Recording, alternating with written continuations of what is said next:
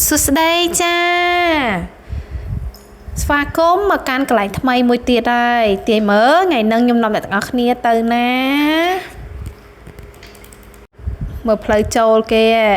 មុនចូលដល់កន្លែងដែលខ្ញុំនាំទៅនេះគេមានស្ទូងជាស្ទូងស្រូវអីស្ទូងស្នាមស្ទូងអីអញ្ចឹងណាដើម្បីឲ្យកន្លែងគេនឹងមើលទៅវាគិតតែ green នោះឃើញសអត់ឈ្មោះថាសាច់ចា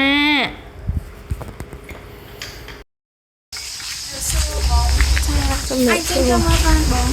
បើកពីម៉ោងប៉ុន្មានដល់ម៉ោងប៉ុន្មាន ខ្ញុំ ប បើ ង កពីម៉ោង8ដល់ម៉ោង7ល្ងាចបងម៉ោង 3ដល់ម៉ោង7 នៅនឹងយើងមានរោងជើងធម្មតាមាននៅខាងក្រោយមានហាងលក់អីវ៉ាន់ហើយនឹងហាងកាហ្វេ អូខេ ជួយអញ្ជើញចូលមើលបានអរគុណ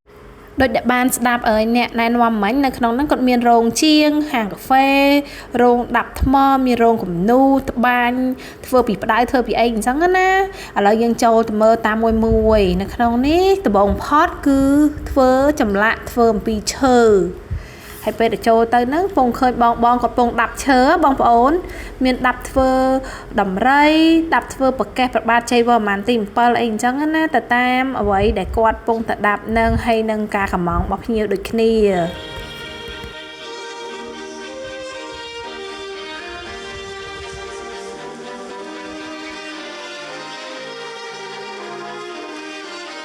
ចង់ជំរាបថាការដាប់ឈើធ្វើក្បាច់ធ្វើរូបមួយហ្នឹងបើសិនជាអ្នកទាំងអស់គ្នាឧទាហរណ៍ណាបើសិនជាស្រឡាញ់ឈើនាងនួនឈើបេងឈើអីអ្នកទាំងអស់គ្នាអាចកម្មងបានដែរតែភាគច្រើនឈើកម្រអញ្ចឹងវាក៏កម្រមានដែរភាគច្រើនប្រើឈើធម្មតាអញ្ចឹងណាហើយមានអប្សរាមានអីច្រើនមានគ្រុឌមានអីទៀតអញ្ចឹងអ្នកទាំងអស់គ្នាចូលទៅមិនមែនចាំអាចតែមើលឯងអាចទាំងជាវបានទៀតតែមិនទិញកន្លែងហ្នឹងឯងទៅដល់គេមាន store គេសម្រាប់ទិញនៅខាងក្រោយឥឡូវយើងមើលសិនថាគាត់មានអីគេខ្លះនេះគឺសិតតែជាចម្លាក់ឈើទាំងអស់គាត់ឆ្លាក់ហើយអានេះយើងទុកឲ្យអ្នកទស្សនាចូលទៅដល់មើលទស្សនាអញ្ចឹងណាបាញ់មិញហ្នឹងគឺយើងចូលដំបងគេបំផុតហ្នឹងគឺចម្លាក់ឈើអានេះចូលមកដល់ចម្លាក់ថ្មក្នុងចម្លាក់ថ្មហ្នឹងដូចគ្នាដែរតែកន្លែងចម្លាក់ឈើមានប្រភេទឈើច្រើនអញ្ចឹងថ្មក៏មិនខុសពីឈើដែរគេមានថ្មលឿងថ្មស្អីច្រើនណាខ្ញុំអត់សូវដឹងទេអញ្ចឹងអាហ្នឹងបងមកថាយើងស្រឡាញ់ឧទាហរណ៍ណាថាឥឡូវស្រឡាញ់ប្រកេះប្របាទជ័យវរ្ម័នអញ្ចឹងយើងចង់បាន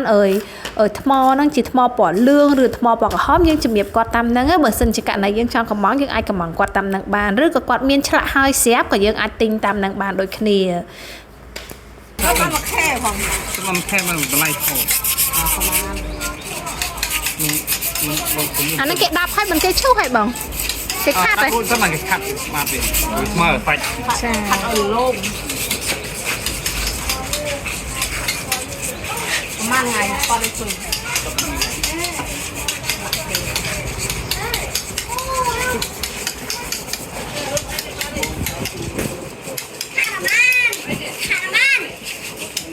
មិនលុំឯណាមើល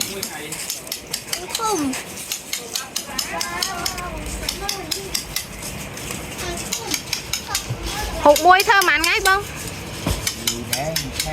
អូមួយខែ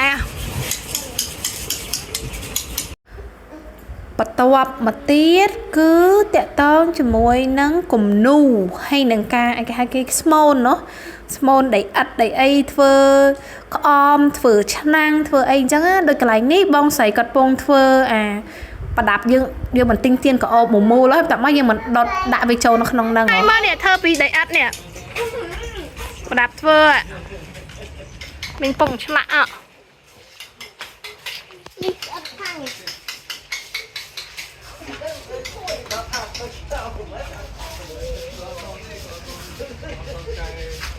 កាសចាញ់ទេបង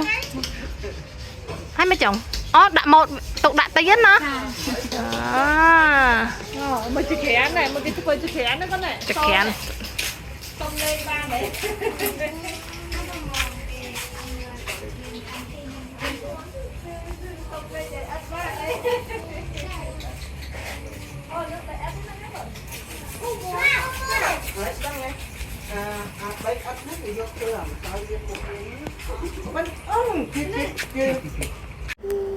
និយាយពីថាឃើញបងស្រីនេះគាត់ស្មូនអីគេប្រដាប់ដាក់ទៀនយីបកូនខ្ញុំមួយខ្វះក៏សុំគេលេងដែរចង់លេងដែរ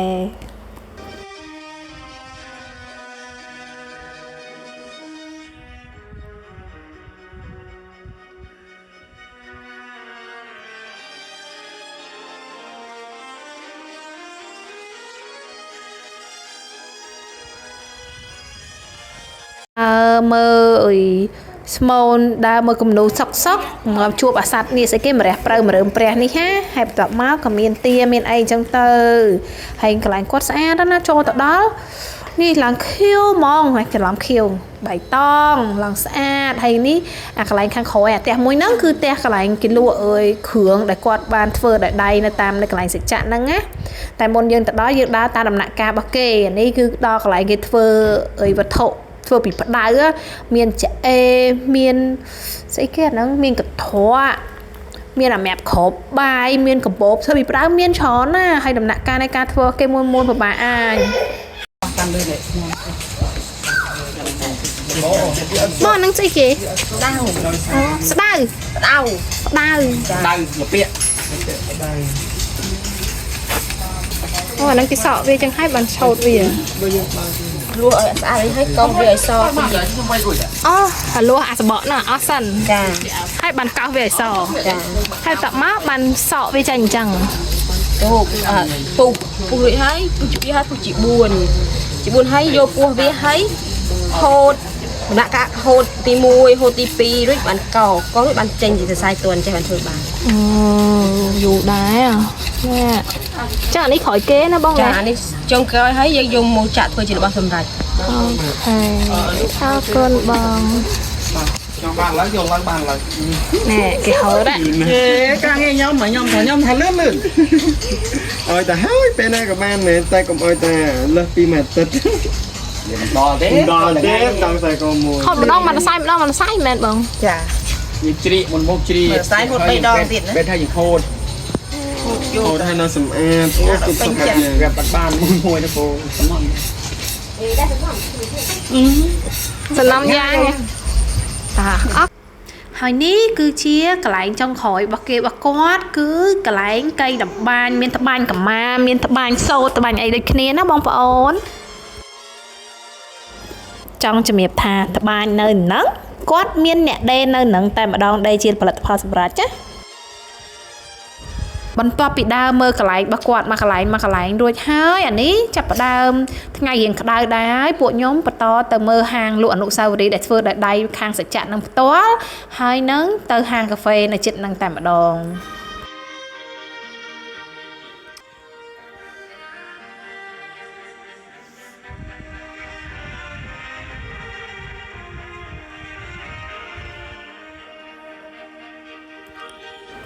និយាយពីថាចូលទៅតាក់ភ្នែកតាក់អារម្មណ៍ហ្មងការរៀបចំរបស់គាត់ថាស្អាតហើយខ្ញុំស្រឡាញ់អាដបូលវាស្រួយ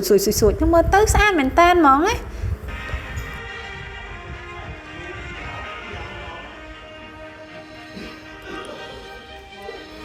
នេះនៅក្នុងហាងរបស់គាត់ណាគឺសិតតែជាសមិទ្ធផលដែលអ្នកដែលធ្វើការនៅក្នុងនឹងផ្ទាល់គាត់ធ្វើឡើងហើយធ្វើហើយគឺយកមកដាក់តាំងលក់នៅហាងនឹងមានកម្មាមានសូត្រមានអីគេអាស្មូនមានអីនឹងហើយមួយវិញទៀតគាត់មិនមែនធ្វើពីដែកធ្វើពីថ្មគាត់មានចម្លាក់ធ្វើពីប្រាក់ដែរក្រៅពីចម្លាក់ធ្វើពីប្រាក់នោះសូវមានតែសម្បូរជាគ្រឿងអលង្ការវិញមានខ្សែកធ្វើពីប្រាក់មានកវលមានជៀនមានកងដៃនិយាយទៅមានច្រើនប្រភេទណា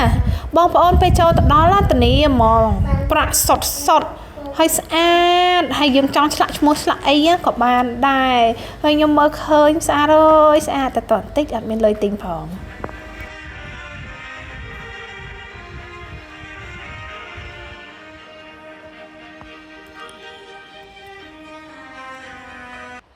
ក្នុងនោះដែរក៏មានជានេះកម្មាខ្មែរយើងណាគេច្នៃជាកាបូបជាអីចឹងទៅ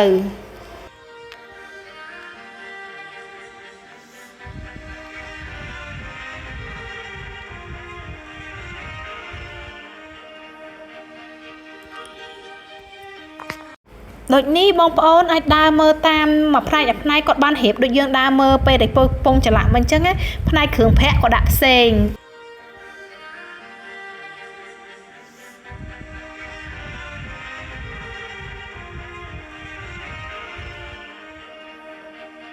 ហាស្មូនធ្វើពីដីឥដ្ឋដីអីអញ្ចឹងណាមានដាក់ផ្សេងតាមកដប់របស់គាត់រៀងខ្លួនហូបចម្លាក់ផ្សេងហើយនៅក្នុងហ្នឹងគាត់មានចម្លាក់ស្បែកទៀតនេះបងប្អូនឃើញអត់ចឹងយើងចង់ឆ្លាញ់មួយណាយើងចង់ជាវមួយណាក៏បានដែរតម្លៃវិញសមរម្យធូរថ្លៃ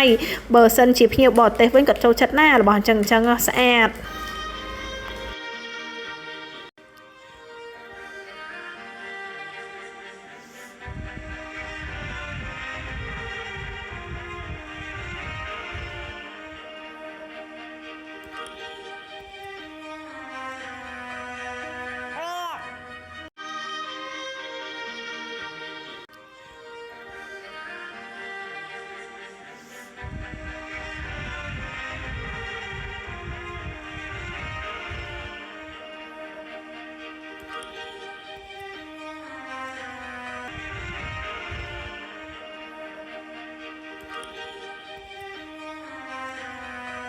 នៅក្នុងហ្នឹងក៏មានធ្វើអាស្គេសាប៊ូឬក៏លេអីធ្វើពីបោះខ្មែរយើងប្រេងអីអញ្ចឹងណាអានឹងសិតបោះខ្មែរយើងធ្វើផ្ទាល់និយាយទៅចូលក្នុងគឺសិតតែស្នាដៃរបស់ខ្មែរទាំងអស់មានតាំងពីត្បូងត្បូងធម្មជាតិរបស់យើងត្បូងបត្បូងរតនគិរីត្បូងអីមាននៅក្នុងទាំងអស់អញ្ចឹងចង់ចូលទៅចំណេញបានទាំងមើលឃើញការធ្វើការកែច្នៃរបស់គាត់ហើយអាចទិញអីវ៉ាន់បានសិតតែជារបស់ខ្មែរសុទ្ធហើយស្អាតទៀតបន្ទាប់ពីបានដើរមើលហើយក៏ដូចជាចូលក្នុងហាងទិញបានរបស់តិចតួចហើយអញ្ចឹងពួកខ្ញុំហត់ដែរហើយក៏នាំគ្នាមកកាហ្វេសច្ចៈនឹងតួនេះហាងកាហ្វេរបស់សច្ចៈរបស់គាត់នៅហាងកាហ្វេរបស់គាត់ហ្នឹងមិនមែនលក់តែកាហ្វេមួយមុខទេគាត់មានលក់ជានំអាហារសម្រន់អីតិចតួចដែរអញ្ចឹងណាមានមីកំប៉ុងមានអីដែរហើយតម្លៃវិញគឺអត់ថ្លៃទេធូរថ្លៃសមរម្យហើយឆ្ងាញ់ទៀត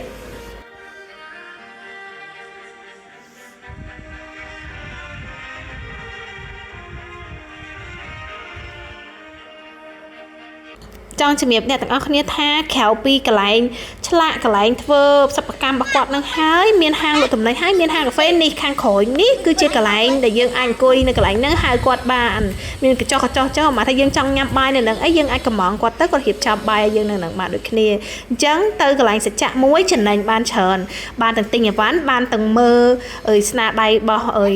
ខ្មែរយើងផ្ទាល់ហើយនឹងបានញ៉ាំកាហ្វេហើយអាចញ៉ាំអាហារថ្ងៃត្រង់នៅនឹងបានទៀតអរគុណច្រើនអ្នកទាំងអស់គ្នាបាយបាយ